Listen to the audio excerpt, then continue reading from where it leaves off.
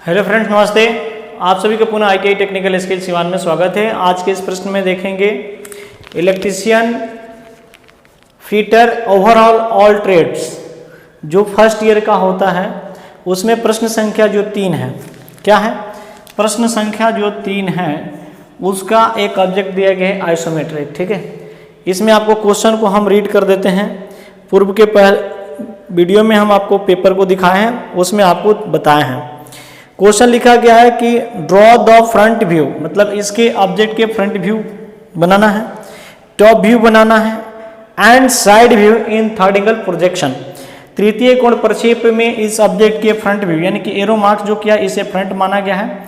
दूसरा ये साइड है और ऊपर से देखेंगे तो ये प्लान या टॉप, दोनों नाम से जाना जाता है। एरो इंडिकेशन फ्रंट व्यू, मतलब एरो जो दिखाया गया है इसमें आपको कहा गया कि ये क्या है, फ्रंट है, एरो वाला ही फ्रंट है। तो जब ये डिसाइड कर दिया कि ये फ्रंट है तो ये साइड हो जाएगा और इसके बाद ये प्लान हो जाएगा, जिसको दो नाम से जानते हैं। तो क्वेश्चन में आपको टॉप लिखा है और इसे प्लान बोलते हैं। इस फ्रंट के साथ साथ इसे एलिवेशन भी बोला जाता है, जिसे ई से डिनोट किया जाता है।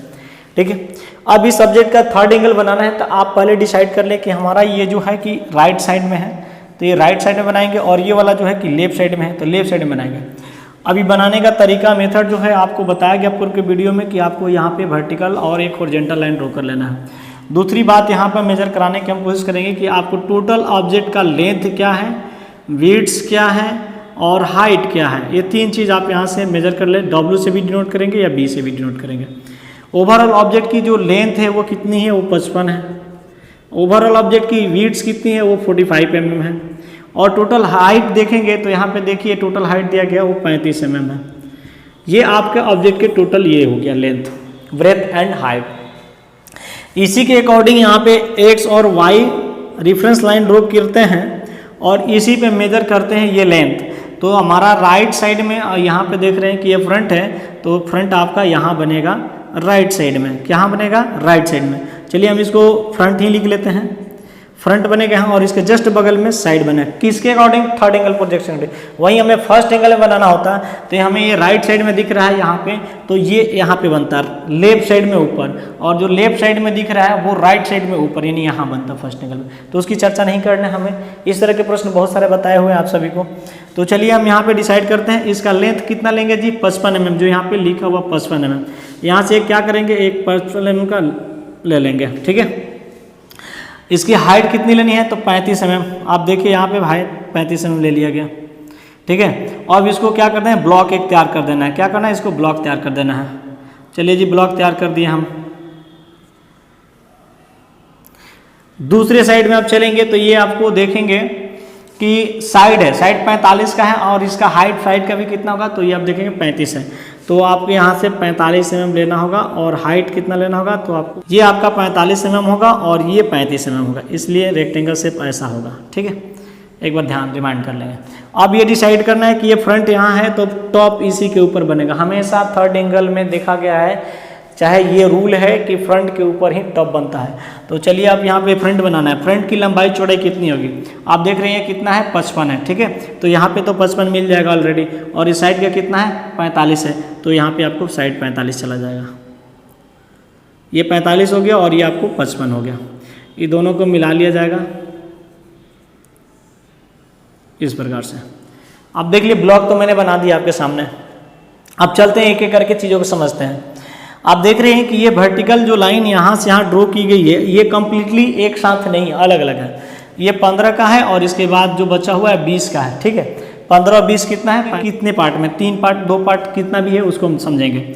ये कर्नर से हम लेते हैं वैल्यू को। अब ध्यान से देखेंगे ऑब्जेक्ट के और यहाँ से इसके आंसर को हम इस कर्नर पर डिसाइड किए। यहाँ से टोटल लेंथ जो है बेस का आपको दिख रहा है कि एक प्लेन लाइन चाहिए, तो हमको ये प्लेन लाइन आपको कर लेना है। इसको डार्क कर देंगे, कर दिया मैंने।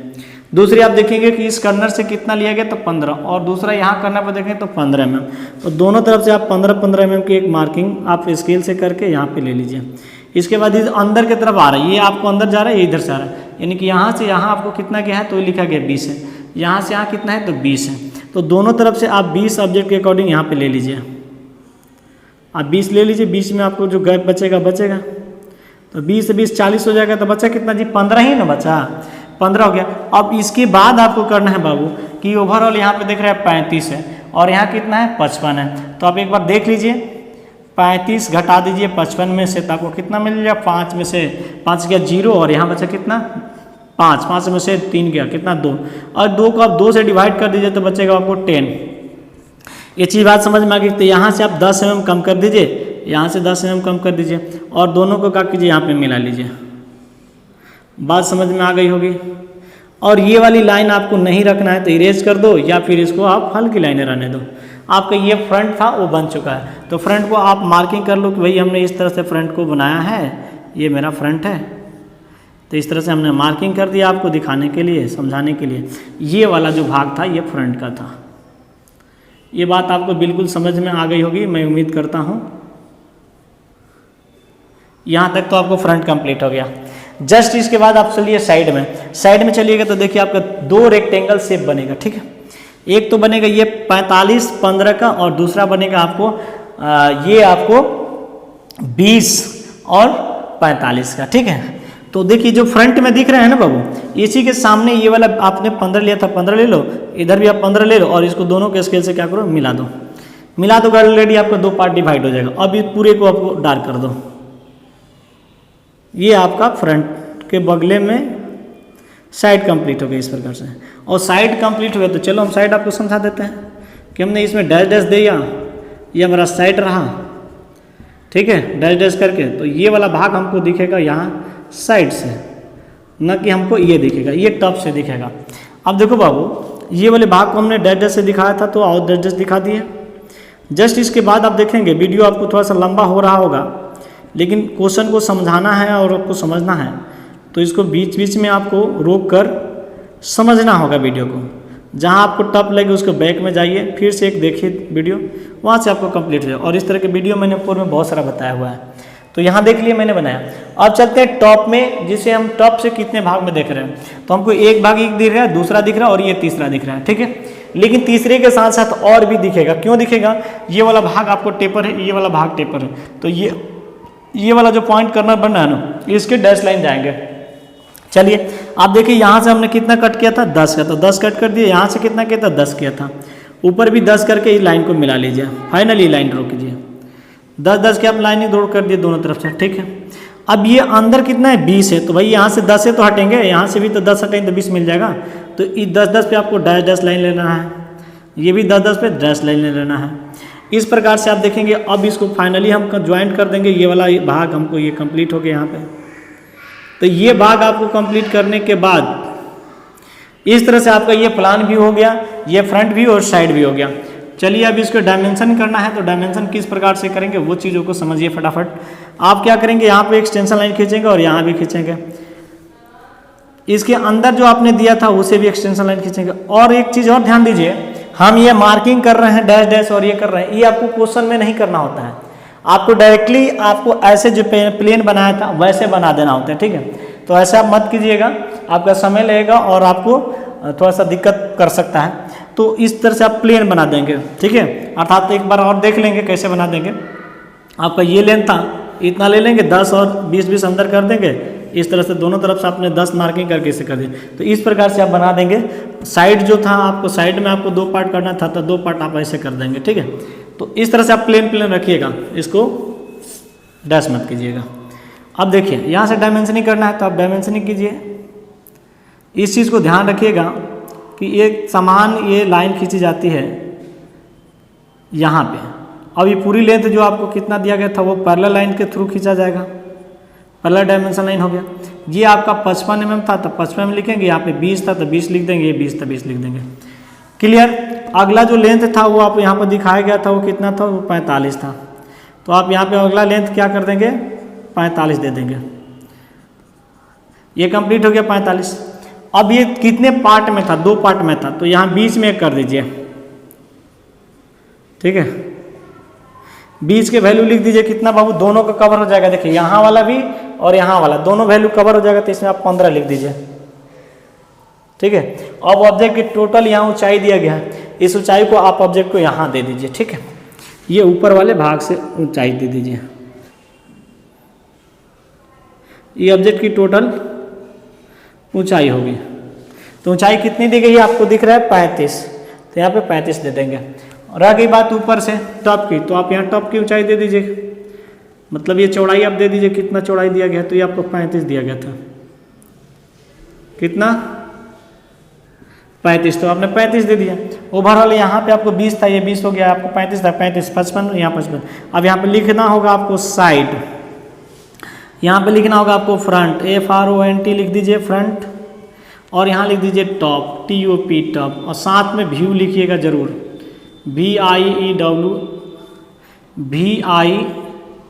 VIEW। इसके जस्ट बाद आपको क्या लिखना होगा, all dimension are in mm, mentions are in mm, ये कीजिएगा। इसके जस्ट बाद आपको इसके टाइटल बॉक्स बनाए जाते हैं नीचे साइड में, राइट साइड कॉर्नर में आपको टाइटल बॉक्स बनाया जाता है जिसका लेंथ और हाइट रखा जाता है, इस प्रकार से देखेंगे, ये 185 mm रखा जाता है और ये 65 mm रखा जाता है। इसी को आप टाइटल बॉक्स बोलते हैं और इसी में सारा डिटेल लिखना होता है। तो बीच वाले भाग में यहाँ पे आपको इसका सिंबल बनाना होता है, तो ये सिंबल आपको बनेगा इस प्रकार से,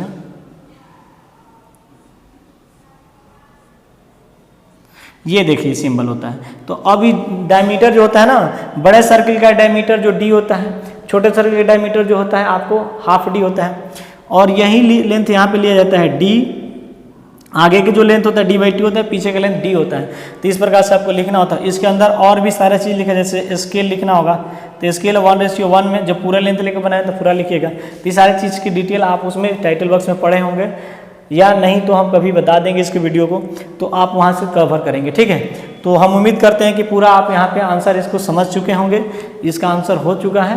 तो हम यहाँ आपको कम्प्लीटली ये 30 नंबर का जो दिया गया था, यहाँ से आपको 30 में कोई भी काट भी सकता है, कितना भी काट सकता है, तो 25-28 नंबर आपको आसान से मिल सकता है, आपका कवर हो सकता है। और पासिंग आप लोगों ने एग्जाम में देखा है कि 17 नंबर पे ये पासिंग होता है, तो ये आप यहाँ पे देखेंगे 17, ये क्वेश्चन भी बनाकर आप पास कर सकते हैं। तो ये हम उम्मीद करते हैं कि आप इसको समझ गए हैं, इससे शॉर्ट स्क्रीन ले लीजिएगा या फिर आप इसे प्रैक्टिस कर लीजिए, बहुत सारे पूर्व के वीडियो में बताया हुआ है प्रीवियस पेपरों को। तो फिर हम मिलेंगे नेक्स्ट वीडियो में, तब तक के लिए जय हिंद।